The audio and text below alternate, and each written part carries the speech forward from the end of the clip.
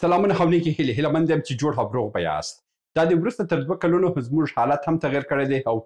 ګرافیکي برخه کې مو ډېر لوی بدلون راوړی دی او په خپل تحلیلونو کې مو هم بدلون راوړی دی. نو هیله مند یم چې تاسو هم خوښ سئ. نن په دغه ویډیو کې زه تاسو ته د ټرامپ او د پوتین چې کومه د سولې په نامه به کومه لوبه شروع کړې ده د دغه لوبې په هکله باندې وایم چې ولې اوکراین په دې باندې خفه دی او اوکراین دغه سیاسي پلان نه مني، ځکه چې په اوکراین کې ډېر ستر تاوانونه یې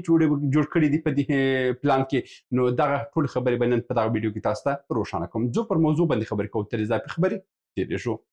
لومړی تر هر څه غوره چې اوکراین چې دا جګړه شروع کړه، د اوکراین سره د بدبختۍ را پیدا سو، پر څه خطر پیدا سو، هغه دا و چې اوکراین ویل چې زه د ناټو غړیتوب ترلاسه کوم او د ناټو د غړیتوب نه بغیر زه هیڅ وخت دلته ژوند نشم کولی. دا و چې دا جګړه شروع سوه او د اوکراین د جګړه چې دا دوام یې پیدا کړو، د دې د دوام سره روسیې ورته زور ورکړو او د اوکراین ټول تاسیسات یې خراب کړ. د اوکراین باندې دومره فشارونه راوړه چې نور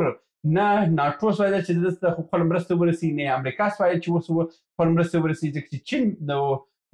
شمالي کوریا د دې سره ډېره مرسته وکړه او دا جګړه یې ډېره ګرمه وساتل او غربي هیوادو ته ډېر لوی تاوان ورسېده او ډېر لویه په پیمانه ستونزې جوړې کړې په غربي هیوادو کې. نو دا و چې دوی په لومړی شرط همدغه دی چې ناټو به د اوکراین به د ناټو غړیتوب بالکل هیڅ وخت هم نه ترلاسه کوي. چې دا دومره تاوانونه، دا دومره جنجالونه، دا دومره بدبختیان چې وکړتلې، نو دا ټوله هم د اوکراین دغه بدبختي و چې دا دومره وخت یې د لاسه ورکړلې. بله خبره دا ده چې په دې د سولې په پلان کې ویل سوي دي چې روسیې ته باید اوکراین هغه مځکې چې روسیې نیولې دي هغه باید ټوله ورته تسلیم کړي، چې هغه دا د مثلا دلته ډونسک دی، ډونباس دی، ژیروف دی، دلته کریمیا ده، نو تر دې سیمې پورې دا کوم داسې چې دی دلته دا چې د تور سمندر سره د دوی اړیکې دي، دا په کلي ډول باندې دوی غواړي چې دا د تور سمندر اړیکې چې د هند د اوکراین سره دي روسیې خپل تر کنټرول لاندې ونیسي او که اوکراین ته هر هغه څه چې راځي هغه باید د روسیې تر کنټرول لاندې پاتې سي. نو دا چې د ناټو غړیتوب نه نیسي، بل دا ده چې دوی هغه عمومي کنټرول به هم برته د روسیې په لاس کې ووسي لکه پخوا چې هم ویل. بله خبره دا ده چې دغه کوم تاوانونه چې پر دوی باندې راپېښ سوي دي، روسیه وایي چې زه بیخي په کیسه کې هم نه یم چې څومره تاوانونه سوي دي، څومره خرابیانې سوي دي، زه داسې نه لرم. مخکې دا ویل سوي و چې د روسیې چې کوم پیسې په اروپا کې دي هغه باید موږ بند کړو او هغه د اوکراین په جګړې کې موږ استعمال کړو، مګر هغه پوتین هم هغو ته خبرداری ورکړی چې تاسو زما په موږ پیسې هېڅ وخت نشئ تبادله کولی، موږ ته پیسې. نو ښه زورور سړی دی، د زورور سړي څخه څوک وایي چې خپل پیسې د هغه سره په زور خبرې وکړي. دا دی اروپا دا خبرې وکړې، مګر اروپا نه شوه کولی اوس هغه خبرې برته ومني چې یاره هغه خبرې نشي عملي کولی. دوی خبرې کړي چې یاره موږ د روسانو پیسې بندوي او هغه خو په اوکراین کې پانګونې کوو او د اوکراین حالت به سم سي. بالکل هغه هم نشي کېدلی چې دا هم د اوکراین دپاره دا دومره تاوانونه چې سوي دي دا بالکل نه جبرانېدونکي دي. بل خبره دا ده چې د اروپایي ټولنې او غربي هیوادونه د اوکراین د پوځ سره نور هیڅ اړیکه نشي ساتلی. یعنې مطلب دا دی چې دغه نوی حکومت به که په اوکراین کې راځي، دا نوی حکومت به ټوله د روسیې هم تر کنټرول لاندې اوسي. روسیې یعنې لکه پخوا چې د شوروي اتحاد تر کنټرول لاندې ویه، اوس به اوکراین همدغه ډول باندې خپل ټوله راپوررهي او خپل بهرنی سیاست به ټوله د داسې سره تر کنټرول لاندې وړي، د روسیې تر کنټرول لاندې راوړي. او که ایران نه وړي، نو دوی وایي چې ټرامپ ویلي چې موږ به خپل ټوله وسلې درباندې کاته کړو، خپل پوځي ملاتړ به درباندې کاته کړو، چې دا مو کاته کړو نور به هلته جګړه هم ته نشي کولی، چې جګړه ته ونشي کولی، اوکراین به مکمل تا څخه ونیسي او دا به بیخي لویه بدبختي ووسي. بله خبره دا ده چې بله خبر همدغه ده چې دغه کوم امنیتي مدیریت چې دی په اوکراین کې، دا به د دې نه وروسته روسیې ته سپارل کېږي. یعنې روسیې به ټوله د روسیې په امر باندې څوک به مقرریږي، څوک به لرې کېږي او هغه یعنې استراتیژي امنیتي استراتیژي چې جوړېږي هغه د روسانو په خوښه باندې جوړېږي. لکه ښه مثال همدغه دی چې په 20 کال کې چې جمهوریت او طالبان د امریکایانو به زموږ یو عسکر به هم د امریکایانو په خوښه باندې پورته کښته کېدلو او زموږ جنرالان به هم د امریکایانو په خوښه باندې تاباله کېدل او همدا ډول هر څه چې په موږ کېدله هغه به د امریکایانو او د نورو هېوادو په خوښه باندې کېدله. حتی بعضې وخت موږ په یو ولایت کې لکه هلمند چې هغه یو مرستیال یې غوښتلی و ولسمشر لرې کړي، هغه مرستیال د والي مرستیال هم ولسمشر نه سول چې هغه لرې کړي، ځکه چې هغه د یو هېواد سره تړلی و چې هلته انګریزانو دا ویلي چې دا باید دلته پاتې شي، خو بیرته هغه مرستیال والي پرته پاتې شو. همدا ډول ډېر ساده قومندانان به د امریکایانو او د نورو هېوادونو سره خپل اړیکې ټینګ کړي وه، یا همداسې ځای و چې هلته به د معدنیاتو د کنټرول دپاره هلته هغه غربي هېوادو سرتېري چې هلته په افغانستان کې دوی ورته څه پیسې ورکوله، هغه یو ساده قومندان به هم د کورنۍ چارو وزیر هم نه سوده چې هغه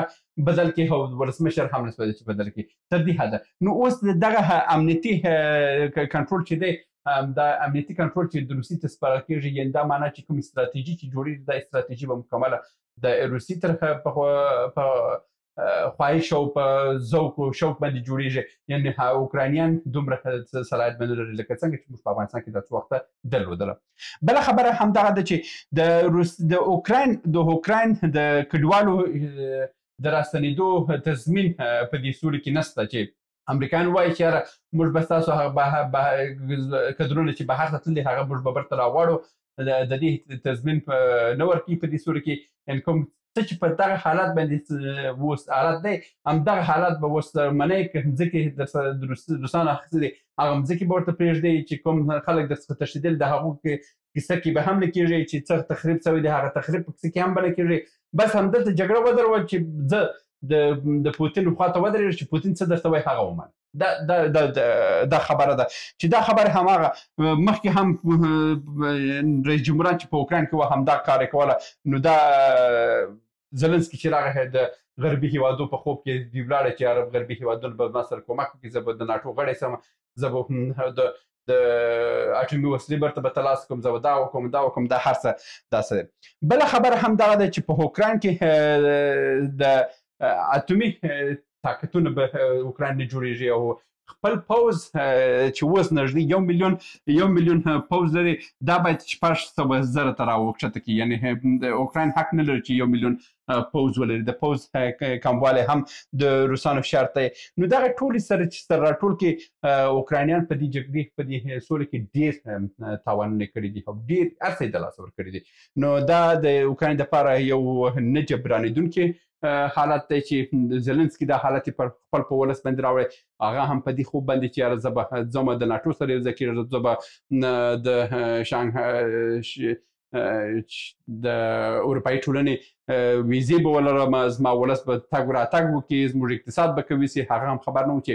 اقتصاد یې دومره تباه سو چې هغه څه چې یې درلودل هغه هم ځینې ولاړه، او اوس چې څه یې د لاسه ورکړي دي هغه هم ورڅخه ولاړه، او لا به نور هم ځینې ولاړ شي. او اوس دی ویلی چې دا د سولې کوم پلان چې و دا موږ رد کړی دی،